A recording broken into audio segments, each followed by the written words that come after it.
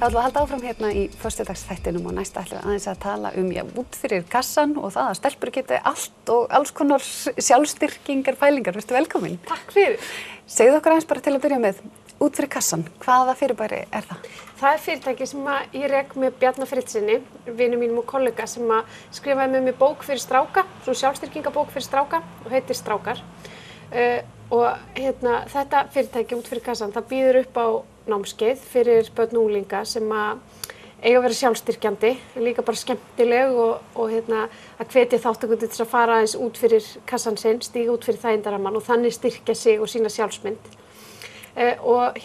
Núna erum við að koma saman til Akureyrar eftir 2 vikur og þá bjóðum við upp á sjálfstyrkinganámskeið annars vegar fyrir stráka og hins vegar fyrir stelpur og Bjarni sér að kenna sjálfstyrkinganámskeið fyrir stráka sem heitir Öflugir strákar og ég sé að kenna námskeið fyrir stelpur sem heitir Stelpur geta allt og svo fléttum við þetta aðeins svona saman með því að brjótum upp námskeiðin og með leikjum og svona skemmtilegu. Og eru það að ferðast með þessi námskeið víða? Já, við förum alveg víða land og þau eru rosalega vinsæl í Reykjavík og svo höfum við verið að fara bara þangað sem eftir okkur er kallað í raun og veru. Já. Nákvæmlega. Og hvers vegna fórstu út í þetta? Sko, þessi námskeið eru byggð á bókunum okkar, þannig að upphaflega byrjaði þetta sem að ég fór að skrifa bækur fyrir unglingsstelpur og þá langaði mig til að styrkja sjálfsmynd unglingsstelpna. Mér fannst svo sorglegt og leiðilegt að það væri engin stelpa í heiminum sem er með 100% jákvæða sjálfsmynd og ekki einu sinni í námunda við 100% jákvæða sjálfsmynd. Mér langaði bara til að breyta því og reyna að hafa áhrif á það. Og ég byrjaði með því að skrifa bók sem heitir Stelpur og er bara svona upplýsingarit sem skiptist upp í 10 kafla og hver og einn kafli fjallar einn þátt sem getur haft mótandi áhrif á sjálfsmynd stelpna. Og svo vatt þetta bara upp á sig. Sú bók var rosalega vinsæl og greinilega bara hola á markaði, ekki búið að sinna þessum markhópi vel undanfarin ár og það er nú bara svolítið þannig bara með unglinga yfir höfuð að við gleymum þeim svolítið. Þetta er svolítið týndur samfélagshópur sem við erum að bíða eftir að blómstri, að bíða eftir að springa út eða eitthvað svoleiðis. En það sem er að gerast á þessum árum er bara ótrúlega merkilegt og rosalega mótandi og svo bara svo margt skemmtilegt. Þetta er bara öflugir krakkar að gera alls konar sem ég get ekki gert eða ég kann ekki að gera eða ég bý ekki við reynslu yfir. Þannig að mér finnst að við getum sýnt þessum samfélagshópi aðeins meiri bara athygli. Og virkar eitthvað? Finnurðu fyrir því, það hlýtur að vera ástæða fyrir og heldur áfram meira að þú finnur bara, ok, ég er að gera eitthvað sem skilar einhverju? Já, ég hef trú á þessu. Ég hef kannski fyrst og fremst trú á þessu sem fyrirbyggjandi. Ég veit ekki hvort þetta virkir mikið þegar of seint er í rassinn gripið, þegar sjálfsmyndin er orðin mjög neikvæð og þá held ég að við þurfum kannski meiri bara meðferð eða einhver dýpri úrræði. En þetta eru námskeið sem við hugsum sem fyrirbyggjandi og skemmtileg, þar sem við erum að koma inn bara hugmynd það að þú getur sjálf haft áhrif á sjálfsmyndina þína. Og í fyrsta lagi náttúrulega bara hvað þýðir orðið sjálfsmynd og hvernig sjálfsmynd er ég með og hvernig get ég svo haft áhrif á hana. Bara að koma inn þessum hugmyndum á aldrinum kannski 10 til 13 ára, það held ég að sé mjög dýrmætt. Ég hefði allan að vilja fá þessar upplýsingar á mínum aldri, sko. Á þessum aldri. Já, en ég ímynda mér að það séu nú fleiri sem eru eldri að horfa á hana þátt heldur en 11 til 13 ára. Hvaða ráðleggingar hefur bara til foreldra svona kannski smá að foreldrar hljóta geta og kennarar og allir auðvitað? Einmitt, nákvæmlega. Er eitthvað svona trikk annað en það sem að maður er bara með svona? Sko, við erum ótrúlega gjörn á að kenna börnum og að setja þau eða svona skóla þau til. Og mjög oft fæ ég spurningar á námskjánum mínum á ég að skrifa með litlum staf eða stórum staf eða lykkjuskrift eða aðra hverja línu eða hverja línu eða eitthvað svoleiðis. Og sem er örugglega gott og skila sér að einhverju leyti út í lífið.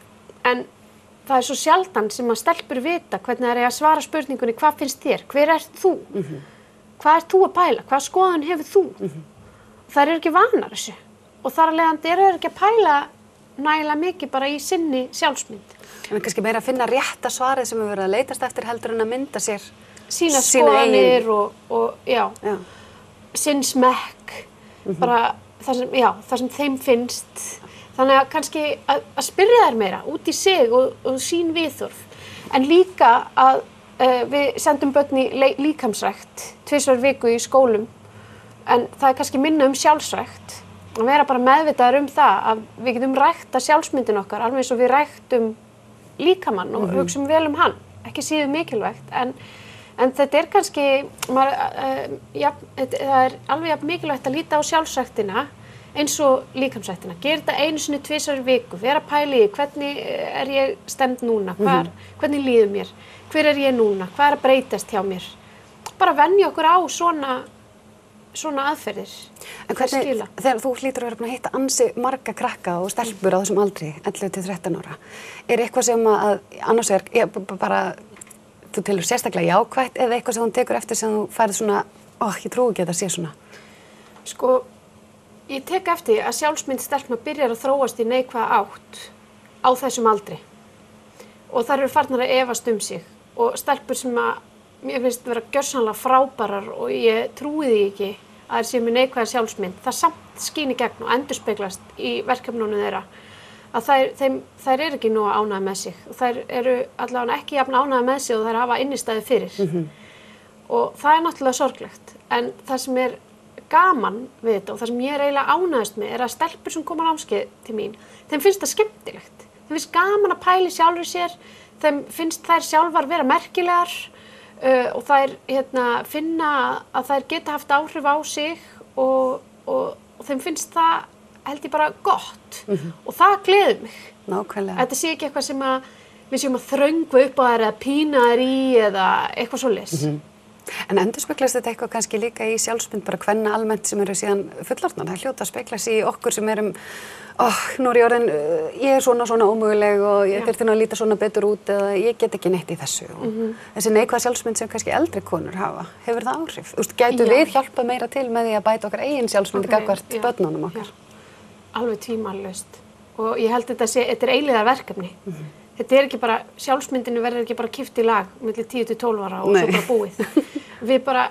Það sem svo mikilvægt að læra að vinna með sjálfsmyndina sína og vera meðvituð hana og pæla í henni bara alltaf. Og það rauninni það sem ég að leitast eftir, að bara kenna stelpum að rækta sjálfsmynd sína þegar þær verða bara í gegnum árin. Sko. Ég hugsa alltaf þetta stundu þegar ég í einhverju svona, allt eitthvað ómögulegt og ég segja það upphátt og ég og dætur og þær kannski hlusta á mig. Hvaða dæmi maður að gefa í staðinn fyrir að fara og ég segja, heyrðu, nú var ég aldeilis frábær í dag, ég gerði dálítið flottan hluta og ég segi ykkur frá því. Já, miklu heldur. Miklu heldur af því þá ertu, ég ímynda mér það allavega. En var ekki gaman að fá því Bjarni, hann nú legend hérna fyrir norðan, sko. Akkurat. Við eigum hann. Það var í handboltanum, var í handboltanum hérna fyrir norðan og en það lítur að vera skemmtilegt að fá strák, þú ert farin á stað með þetta og svo kemur Bjarni svona sterkur maður inn í þetta með, það hlýtur að hafa opnað? Það var algjör fengur og ég ætla ekki að skrifa fleiri bækur fyrir stráka. Hann mun bara sjá það. Ég fann það svolítið því ég skrifaði bókina með honum fyrir stráka, hvað ég hafði skrifað hinar bækurnar mikið út frá því að vera stelpa sjálf. En það bjargaði hann mér algjörlega. Hann ótrúlega flottur strákur, veit nákvæmlega hvað hann að gera og með mjög skýra sýn á það hvað hann vill gera með strákum til þess að efla þá. Hann leggur aðrar áherslur á sínum námskeiðum en ég og það meðvitað svona, hann leggur miklu meira áherslu á bara að setja sér markmið og ná árangri. Hann náttúrulega dálítið íþróttamiðaður af því að hann hefur þennan bakgrunn en líka bara að því að sjálfsmynd drengja og stúlkna mismunandi á ákveðnum aldri. Strákar þurfa meira þetta, setja sér markmið, ná árangri, hvernig þeir gera það. Stelpur eiga að hætta að vera of samviskusamar, setja sér of hámarkmið, skilur. Þannig að það munur þarna á bara mótun sjálfsmyndarinnar á ákveðnum þáttum og hann tekur mið af því. En hvað með eins og það tala svolítið kostnaðinn við karlmennskuna í andlegum málefnum og þá sem fyrirbyggjandi varðandi þunglyndi, kvíða og svo sjálfsvíg sem meiri karlamegin. Akkurat. En þess vegna svona svo frábært. Bjarni fer alveg inn á þetta og höfðar bara til þeirra held ég sem ótrúlega flottur strákur sjálfur og talar bara tæpitungulaust og líka bara tilfinningar og mikilvægi þess að pæla í tilfinningum sínum og þegar ungi strákar sjá svona flottan strák tala svona að þá hefur það áhrif það gerir það. Og já, svo er hann líka bara skemmtilegur og bara, já, veit hvað hann er að gera. Já, nákvæmlega. En þú ert allavega komin hérna til Akureyrar, búin að berjast í gegnum Öxnadalsheiðina, leiðinni austur. Já, á Egilsstaði, ég er að fara að halda námskeið þar. Já, gaman að fá þau og fá aðeins að fræðast þetta og bara gaman að einhvern enn að standa í þessu. Já, takk kærlega, takk fyrir mig. Og ég hlakka bara til að fylgjast með ykkur og með þessu þá ætlum við bara að kveðja úr föstudagsþættinum að þessu sinni og ég segi bara góða helgi.